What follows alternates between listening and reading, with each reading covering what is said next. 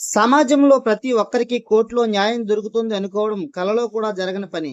డబ్బు, పలుకుబడి వ్యవస్థను శాసిస్తున్న రోజుల్లో దాన్ని ఆశించడం కూడా అత్యాశే. నిలువెత్తు ఆవేశం నిండి ధర్మం కోసం కట్టుబడి ఓ యువకుడు నల్లకోటు వేసుకుంటే ఎలా ఉంటుందనే పాయింట్‌తో రూపొందించిన సినిమా 'ధర్మచక్రం'. ఈ చిత్రం తెర వెనక ఆసక్తికరమైన విషయాలున్నాయి. అవేంటో చూద్దాం. 1995లో రజనీకాంత్ 'బాసా' బ్లాక్ బస్టర్ అయ్యాక దర్శకుడు సురేష్ కృష్ణ కోసం ఎందరో నిర్మాతలు విపరీతంగా ట్రై చేస్తున్న టైం అది. దాని తర్వాత మలయాళంలో చేసిన 'ది ప్రిన్స్', తమిళంలో తీసిన 'శివశక్తి' ఆశించిన ఫలితాలు ఇవ్వకపోవడంతో మంచి కసి మీద ఉన్నారు ఆయన. అప్పుడు వచ్చింది రామానాయుడు గారి దగ్గర నుంచి కబురు.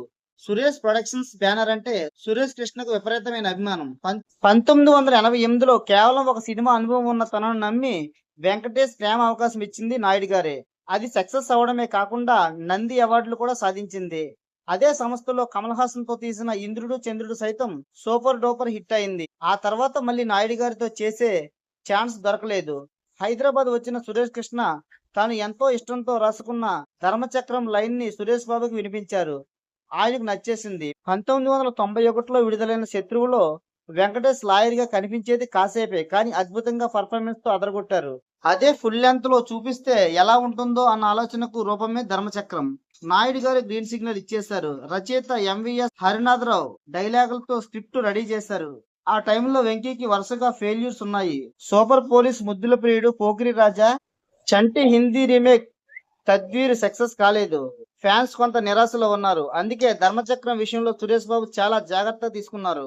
పరువుకు సరితూగరన్న కారణంతో ప్రేమించిన అమ్మాయి చావుకు కారణమైన తండ్రిని ఎదిరించే లాయర్ రాకేష్ కథే ఈ సినిమా ఫ్లాష్ బ్యాక్ కోసం.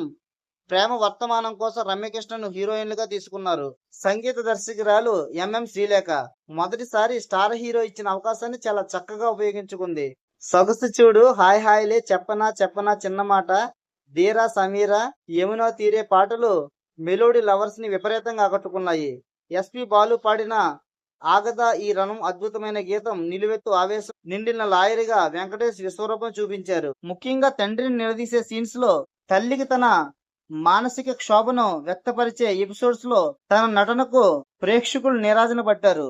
కమర్షియల్ హంగులకు దూరంగా ఇలాంటి పాత్రలో వెంకటేష్ ని చూపించడం చాలా రిస్క్, కానీ సురేష్ కృష్ణ దాన్ని సమర్థవంతంగా హ్యాండిల్ చేసి విమర్శకుల ప్రశంసలు పొందారు. 1996 జూన్ 13న సంక్రాంతి కానుకగా 'ధర్మచక్రం' పెద్ద ఎత్తున విడుదలైంది. కేవలం ఒక్క రోజు ముందు జనవరి 12న రిలీజ్ అయిన పెళ్లి సందడి స్లో పాయిజన్ లా మొదలై సునామీలా ఆడియన్స్ ని లాగేయడం వెంకటేష్ మూవీ మీద కాస్త ఇన్ఫెక్ట్ అయితే చూపించింది. అయినా తట్టుకుని నిలబడి 'ధర్మచక్రం' 19 కేంద్రాల్లో శతదినోత్సవం జరుపుకుని ఫ్యాన్స్ ని సంతోషంలో ముంచెత్తింది. సురేష్ సంస్థకు లాభాలిచ్చింది. ఆ ఏడాది ఉత్తమ నటుడిగా వెంకటేష్, ఉత్తమ సినిమాటోగ్రఫర్ గా రవీంద్ర బాబు, ఉత్తమ కళా దర్శకుడిగా చంటి ఆంధ్రప్రదేశ్ ప్రభుత్వం నుంచి నంది అవార్డులు అందుకున్నారు. ఉత్తమ చిత్రం, ఫిలింఫేర్ పురస్కారాలు కూడా 'ధర్మచక్రానికి' దక్కాయి. తమిళంలో 'నక్సీరన్' పేరుతో డబ్బింగ్ చేస్తే అక్కడ కూడా చాలా బాగా ఆడింది. వెంకీ, సురేష్ కృష్ణకి ఇద్దరికి మర్చిపోలేని సినిమాగా 'ధర్మచక్రం' నిలిచిపోయింది. ఈ సినిమాపై మీ అభిప్రాయాన్ని కామెంట్ చేయండి.